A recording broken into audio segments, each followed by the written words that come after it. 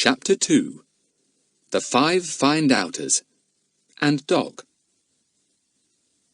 The next day, Larry and Daisy went to see if Pip and Bets were anywhere about. They could hear them playing in the garden, and they shouted to them. "Pip! Bets! We're here!" Pip appeared, followed by the much smaller Bets, panting behind him. "Seen the burnt-up cottage this morning?" asked Larry. "Yes, and I say, what do you think? They say somebody burnt it down on purpose, that it wasn't an accident after all," said Pip, excited. "On purpose?" said Larry and Daisy. "But whoever would do a thing like that?" "Don't know," said Pip. "I overheard somebody talking about it. They said that the insurance people had been down already, and some fire expert they brought with them said that petrol had been used to start up the fire. They've got some way of finding out these things, you know." "Golly," said Larry. "But who would do it? Somebody that didn't like Mr. Hick, I suppose." "Yes," said Pip. "I bet old Clear-Off is excited to have a real crime to find out about. But he'll never find out a thing." "Look, there's that dog again," said Bets, pointing to the little black Scotty appearing in the garden. He stood sturdily on his squat legs, his ears cocked, looking up at them as if to say, "Mind me being here?"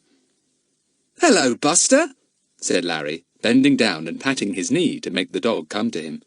"You're a nice dog, you are. I wish you were mine. Daisy and I have never had a dog." "Nor have I," said Pip. "Here, Buster. Bone, Buster. Biscuit, Buster."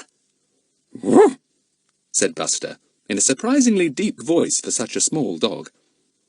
"You must get him a bone and a biscuit," said Bets.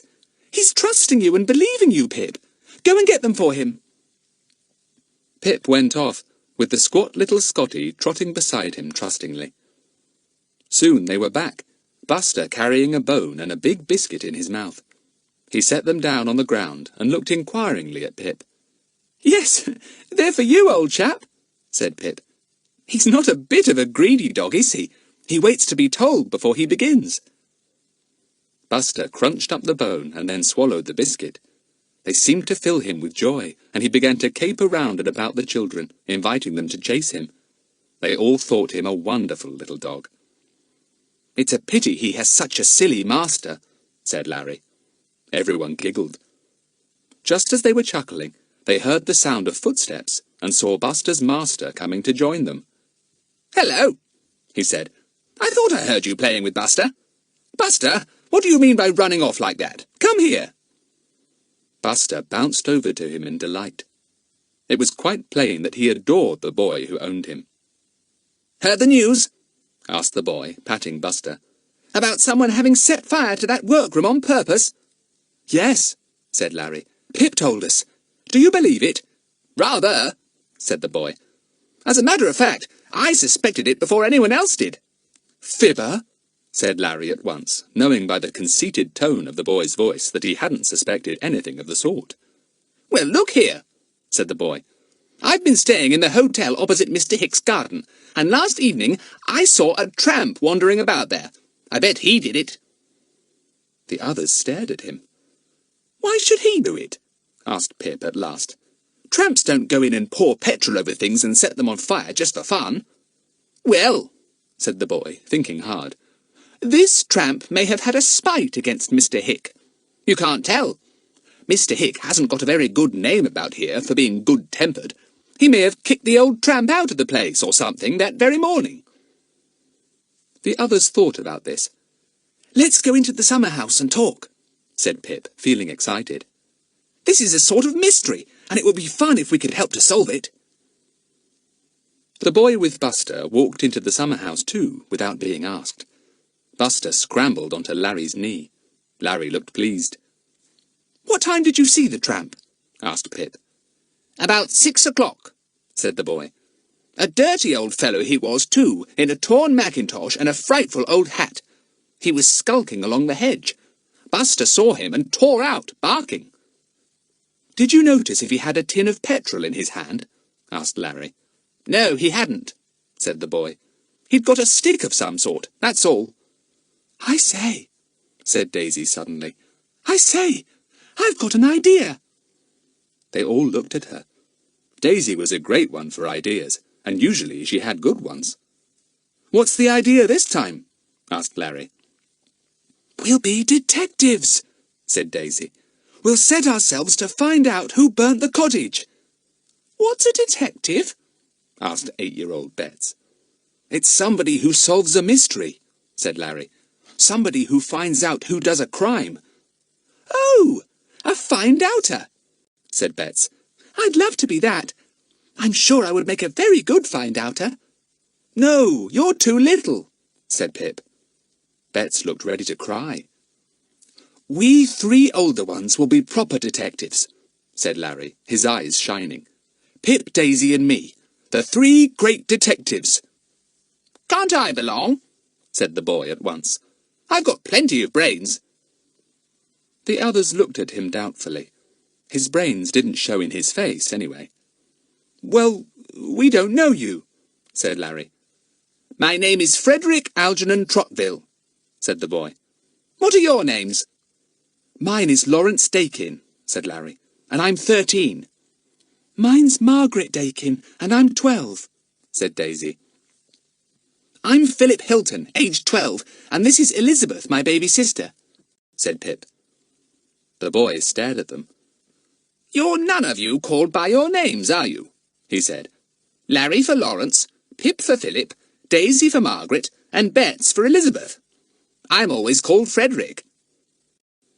For some reason this seemed funny to the others.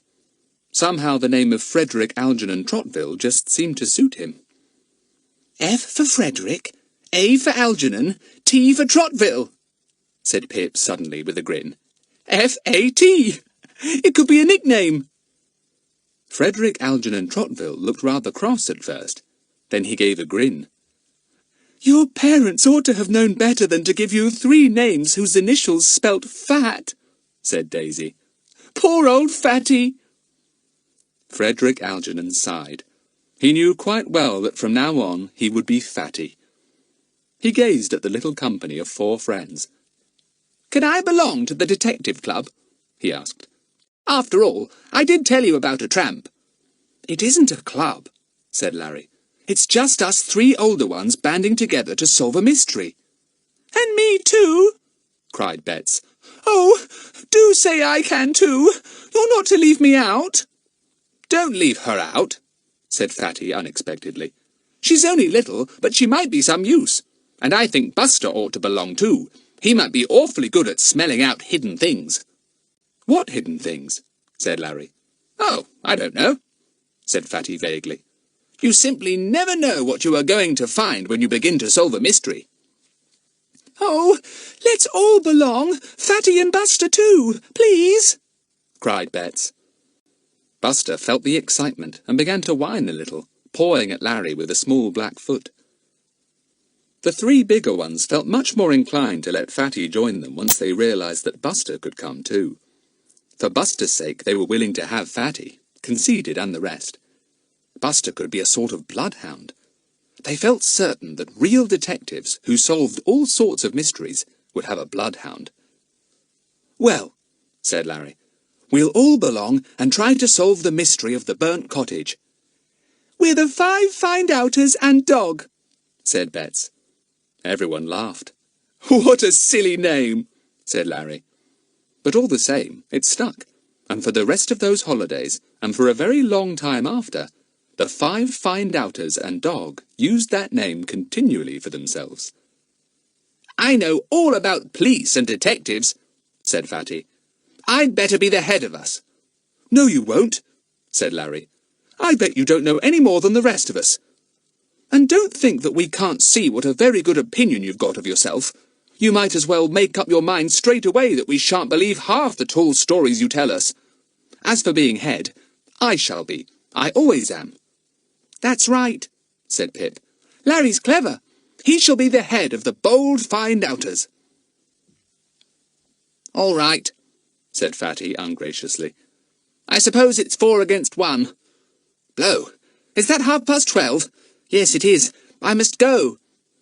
"Meet here this afternoon sharp at 2, said Larry. "We will discuss the finding of clues then." "Clues?" said Bets, not hearing the word properly. Oh, that sounds exciting. A glue sticky? Silly, said Pip. What use are you going to be in the Find Outers? I simply can't imagine.